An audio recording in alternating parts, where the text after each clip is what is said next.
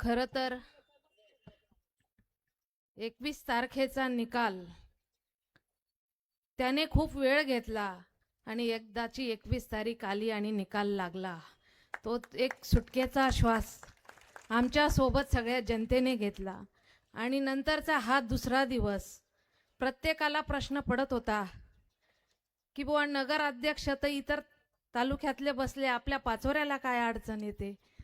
पण हा शुभ दिवस, हा ऐतिहासिक दिवस साजरा करण्यासाठी एक चांगल्या दिवसाची वाट आपण बघत होतो.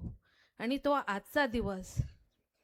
खरं तर तुम्हा आम्हाला शिक्षणाची दालनं ज्यांनी उघडे करून दिल्या, अशा शिक्षणाच्या पुरस्कृत्या सावित्रीबाई फुले यांची आज जयंती, आजचा तो दिवस निवडला. खरं तर आजचा दिवस हा स्त्री मुक्तीचा दिवस म्हणून हा आजचा दिवस निवडला. तसंच ज्यांनी शोभा घडवले अशा माझ्या राजमाता जिजाऊ साहेबांची जयंती म्हणून हा दिवस निवडला.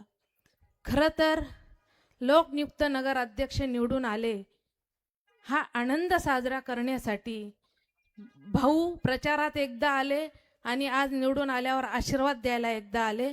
म्हणून आजच्या ह्या मंचावर उपस्थित असलेले आपल्या जिल्ह्याचे आदरणीय पाणी पुरवठा मंत्री तसे जिल्ह्याचे मंत्री भाऊ आदरणीय बडगाव पाचोऱ्याचे लाडके आमदार आप्पासाहेब, जिल्हा प्रमुख रावसाहेबजी जिभू, मार्केट कमिटीचे सभापती गणेश बापू, तसेच नवनिर्वाचित किशोरजी बारवकर, त्यांना नवीनच पदभार झाला, उपनगराध्यक्ष म्हणून त्यांची निवड झाली. सर्व सन्माननीय व्यासपीठ, सर्व सन्माननीय नवीन निवडून आलेले नगरसेवक, उपस्थित माझ्या माता आणि भगिनी, खरं तर या शहराचा आज हा ऐतिहासिक विजय निर्माण करण्यामागे या राज्याचे लाडके उपमुख्यमंत्री एकनाथजी शिंदे साहेब यांच्या लाडक्या बहिणी, तशा ज्या तालुक्याचे आमदार आदरणीय आप्पासाहेब यांच्या लाडक्या बहिणी यांचा मोलाचा वाटा आहे. त्यांच्यासाठी, या भगिनींसाठी मी नतमस्तक होते आणि या विजयात त्यांचा 80% सहभाग आहे असं मानते. धन्यवाद ताईसाहेब. नगर परिषदेवरील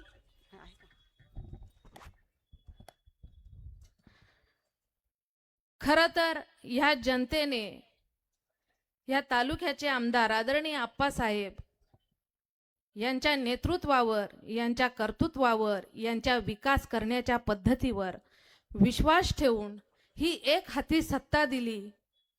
आणि या सत्तेला आप्पा आमदार पालिकेत एक हाती सत्ता दिल्यामुळे ह्या शहराच्या विकासाला गती मिळेल, या शहराचा विकास अजून जोमाने होईल.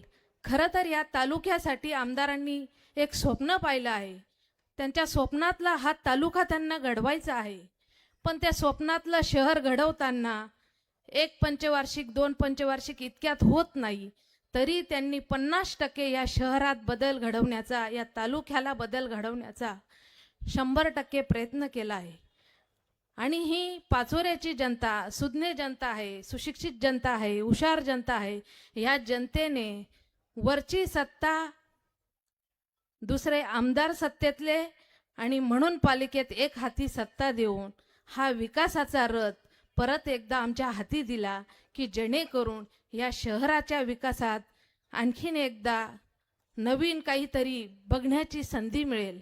खरं तर आपणनी जे मूलभूत गरजा असतात त्या बऱ्यापैकी या शहराला देऊन झाल्या आहे. पण मुख्य प्रश्न फक्त पाण्याचा या शहराचा आहे. आणि मी आपणा सगळ्यांना या क्षणी वचन देते की या शहराला जे पाणी देण्याचं काम, मी नगराध्यक्ष म्हणून एक महिला इथे जातीये, पण या शहराला पाणी देण्याची ओळख मी नगराध्यक्ष म्हणून या शहराला करून देणार आहे.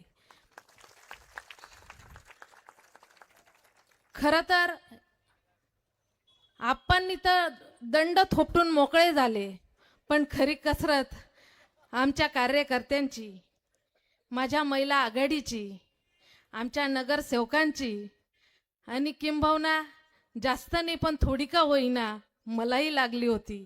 भाऊ 300 आणि 400 शुगर माझी होती. जवळजवळ 2 वर्षापासून इन्सुलिन घेऊन चालू होतं काम थोडंफार बाहेर घरात. आणि माझा तर विचारच नव्हता, कारण सगळ्यांच्या सेवेत गेले 5 वर्षापासून सुमित दादाला आम्ही अर्पित केलेलं होतं. पण आरक्षणाच्या कारणाने ती संधी परत माझ्या भाळी लिहून ठेवली होती परमेश्वराने, तर ती परत मला मिळाली. पण मला शुगर असल्यामुळे मी जरा मागे पाऊल टाकत होती, पण सपोर्ट म्हणून सुमित आणि आप्पा दोघांना कामासाठी मी पुढे करत होती. दंड ठोपवल्यानंतर आमची जबाबदारी वाढली आणि आम्ही जोराने कामात लागलो. जोराने कामाला लागल्यानंतर काय फजिती झाली असेल आमची आम्हालाच माहिती. पण या सगळ्या संघर्षातून आप्पांना ह्या जनतेने या काम करत असताना एक पदवी दिली, या शहराच्या विकासासाठी एक पदवी दिली, ती कार्यसम्राट. त्यांनी ज्या पद्धतीने काम केलं त्यांच्या कामाला माझा सलाम. पण आज मी दुसरं नाव देणार आहे त्यांना, कारण 7 लोकांना पुरून उरणं इतकी सोपी गोष्ट नव्हती. एक नव्हे तर तब्बल 7 लोक आमच्या तालुक्यावर होते आणि ते पण असे लागले होते की सगळ्या शक्ती त्यांनी लावल्या पणाला. पण खरं तर आप्पा त्यांना पुरून उरले. म्हणून मी आज त्यांना एक दुसरं नाव देणार आहे, संघर्ष योद्धा.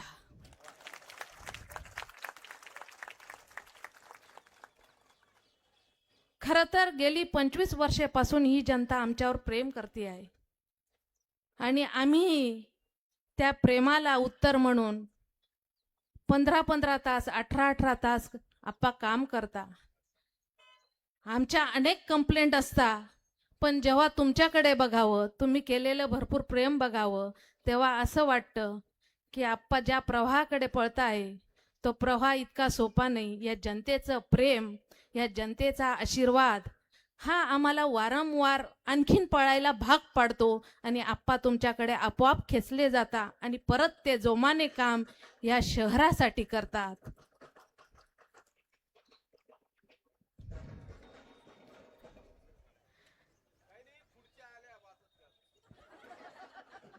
म्हणजे अजून अनेकांना संधी मिळणार आहे, खुर्च्या येत आहे याचा अर्थ.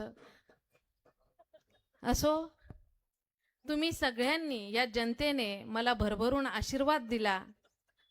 तुम्ही या सेवेची मला संधी दिली आणि ही सेवा परमेश्वर कृपाने माझ्या हातून घडावी. या शहराचा अजून उत्तर प्रगती माझ्या हातून घडावी अशी ईश्वराची इच्छा होती, या जनतेची इच्छा होती. आणि ती नक्कीच मी ज्या शब्दाने तुम्हाला सांगितलं त्या ताकदीने या शहराच्या विकासात 100% लक्ष देऊन, जिथे कमी तिथे आम्ही, अशा वृत्तीने आम्ही या शहराचं 100% काम करू.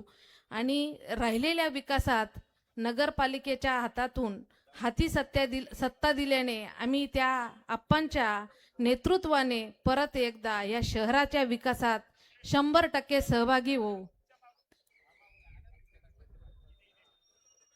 राहिला विषय आजचा, बचत गटाच्या महिला मोठ्या संख्येने उपस्थित आहे. त्यांच्यासाठी खरं तर प्रत्येक स्त्री ही फार प्रामाणिक आणि चिकाटीने काम करणारी असते. मग ती घरात असेल, ती राजकारणात असेल, ती कुठल्याही क्षेत्रात असेल, तर ती प्रामाणिकपणे आपलं काम वाजवीत असते, गाजवत असते. म्हणूनच आज या 16व्यात नगरपालिकेच्या बचत गटाच्या महिला यांच्यासाठी सोलर ऊर्जा या अशा महत्त्वाच्या प्रकल्पाची माहिती तुम्हाला मिळणार आहे. आणि या प्रकल्पातून तुम्हाला जे उद्योगासाठी संधी मिळेल ती एक वेगळी ओळख या तालुक्याला मिळणार आहे.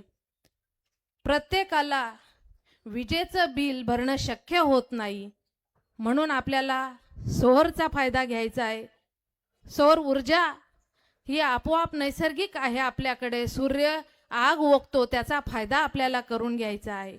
आणि या प्रकल्पासाठी जी टीम तुम्हाला याच्या पुढचं मार्गदर्शन करणार आहे त्यांच्या अशा पद्धतीची व्यवस्था आहे की तुम्ही जेव्हा सोलर घ्याल त्या सोलरसाठी तुम्हाला बँक कर्ज देणार आहे आणि कर्ज देत असताना त्याच्यावर सबसिडी आहे. म्हणून तुम्हाला तो कर्जाचा हप्ता तुम्हाला परवडेल अशा आकड्यात ती भरता येईल आणि अशी मुबलक मिळालेली ऊर्जा आपण आपल्या घरासाठी वापराल. अशा महत्त्वाचं मार्गदर्शन तुम्हाला पुढच्या वेळात मिळणार आहे. म्हणून सगळ्यांनी लक्ष देऊन ऐका आणि प्रत्येक स्त्रीने आपण आर्थिक कशा सक्षम होऊ, भक्कम होऊ याच्यासाठी आजचा खरा विषय आहे.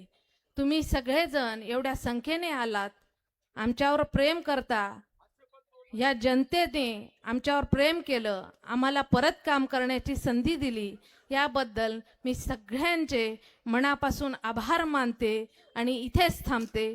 जय हिंद, जय महाराष्ट्र.